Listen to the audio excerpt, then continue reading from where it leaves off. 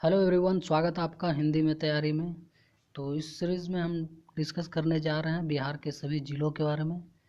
तो देखेंगे हम बारी बारी से हर एक ज़िले के बारे में। टोटल 38 ज़िले हैं बिहार में और सभी ज़िलों के बारे में हम कुछ इम्पोर्टेंट फैक्ट्स एंड फिगर देखेंगे।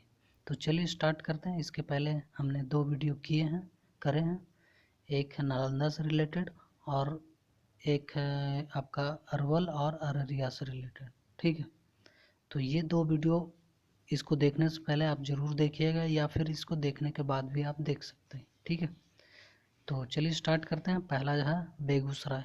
ठीक है, तो बेगूसराय को जानने से पहले आप इस वीडियो को लाइक ज़रूर कर दीजिएगा। तो चलिए स्टार्ट करते हैं। ठीक है, तो Begusarai also is known as Leningrad of Bihar. ठीक है, बेगूसराय को लेनिनग्रेड ऑफ बिहार भी कहा जाता है। क्यों?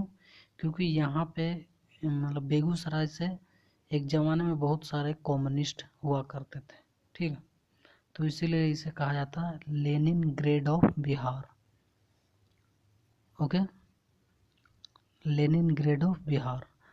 और यह जो है उत्तर भारत में बिहार में पड़ता है।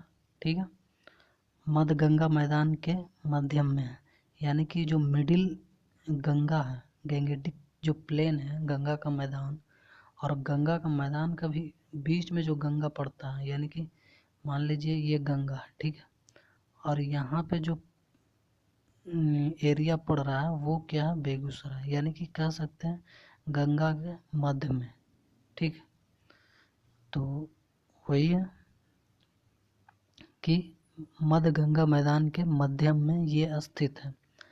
और यहाँ से 3 बाढ़ मैदानों में विभाजित हो जाता है। ठीक, एक है गंगा, एक है बूढ़ी गंडक, एक है करेहा बागमती।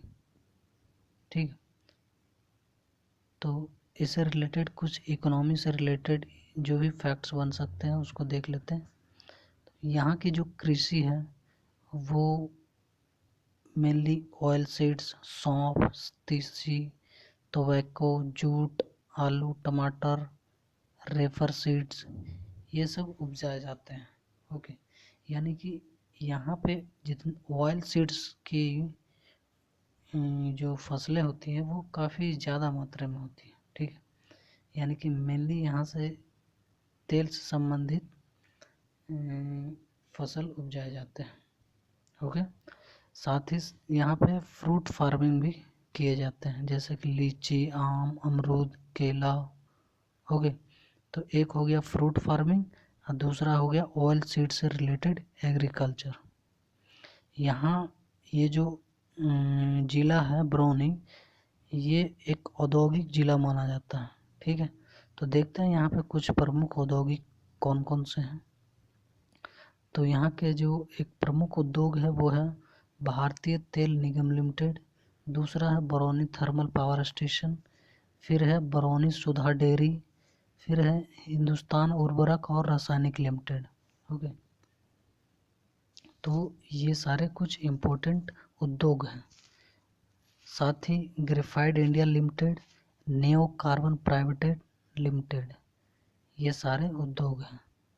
यहाँ का जो ट्रांसपोर्टेशन बोले तो कि यहाँ से नेशनल हाईवे 28 यानी कि 28 और NH 31 यहाँ से पास करती है, और NH 31 को असम रोड भी कहा जाता है।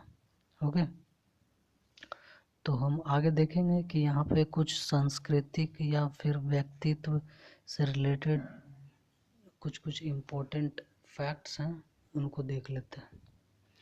तो यहाँ की जो एक पैलेस है, एक सिटी है सिमरिया, वो काफ़ी इम्पोर्टेंट है। ये बेगूसराय के दक्षिण पश्चिम सीमा पर स्थित है। सिमरिया मेला यहाँ लगते हैं। ठीक है, तो सिमरिया मेला कहाँ लगता है, तो बेगूसराय के सिमरिया में, ये याद रखनी है आपको। साथ ही यहाँ पे अर्धकुंभ मेला और महाकुंभ मेला भी लगते हैं। ओके, यहाँ पे कुछ कुछ स्थानें हैं जो काफ़ी इम्पोर्टेंट है, जैसे जय मंगला मंदिर, नौलखा मंदिर, कांवर झील, कवार झील। ओके, ये 3 इम्पोर्टेंट स्थानें हैं जिसको आपको याद रखनी है। कौन कौन से? जय मंगला मंदिर, नौलक्खा मंदिर, कांवार झील। और कुछ इम्पोर्टेंट पर्सनैलिटीज़ भी यहाँ से रहे हैं। फॉर एग्जाम्पल चंद्रशेखर, जो कि भारत के 8वें प्रधानमंत्री थे। ओके।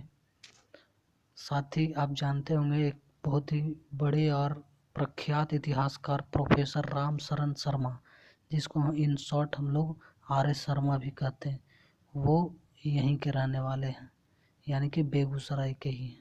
और जिन्हें हम राष्ट्र कवि के रूप में जानते हैं, जैसे कि रामधारी सिंह दिनकर, ये भी सिमरिया से ही रहे हैं, यानी कि बेगूसराय से, बेगूसराय जिले से। ओके। तो ये थी कुछ इम्पोर्टेंट फैक्ट जो कि बेगूसराय से थे। तो आपको याद क्या रखनी है? Lenin grade of Bihar, okay, and oil seeds, यहाँ पे फ्रूट फार्मिंग होती है। और बरौनी थर्मल पावर स्टेशन यही है, बरौनी सुधा दूध यही है, ठीक है। सिमरिया के बारे में जाननी है, राष्ट्र कवि रामधारी प्रसाद के बारे में, और चंद्रशेखर जो 8वें प्रधानमंत्री थे इसके बारे में। और यहाँ पे सिमरिया मेला लगता है और महाकुंभ मेला लगता है, इसको जाननी है आपको, ठीक है। तो नेक्स्ट जो मेरा डिस्ट्रिक्ट है, यानी अगले ज़िले का जो हम अध्ययन करेंगे वो है बांका। क्या है? बांका। तो बांका इससे पूर्व भागलपुर जिला का ही एक भाग था, ठीक है। बाद में इसको भागलपुर जिला से अलग करके एक नया जिला बांका बना दिया गया। यह बिहार राज्य के पूर्व में स्थित है, ओके। यहाँ की जो अर्थव्यवस्था है वो लार्जली एग्रीगेरियन इकोनॉमी है, यानी कि कृषि आधारित अर्थव्यवस्था यहाँ पे है। और बांका को the rice ball of Bihar कहा जाता है। क्या कहा जाता है? The rice ball of Bihar, ठीक है। चीनियों का कटोरा किसे कहा जाता है? तो बांका को, ये याद रखिएगा। चूँकि चीनियों का कटोरा कहा जाता है इसलिए यहाँ पे गुड़ शुगर मिल्स का एक बेल्ट है, जिसको हम लोग कहते हैं अमरपुर बेल्ट, ठीक है। ये है एक रिलीजियस टूरिज्म हॉटस्पॉट है। यहाँ पे धार्मिक पर्यटक काफ़ी मात्रा में आते हैं लोग। यहाँ पे एक पुरानी प्राचीन मंदर पर्वत है। कौन सा?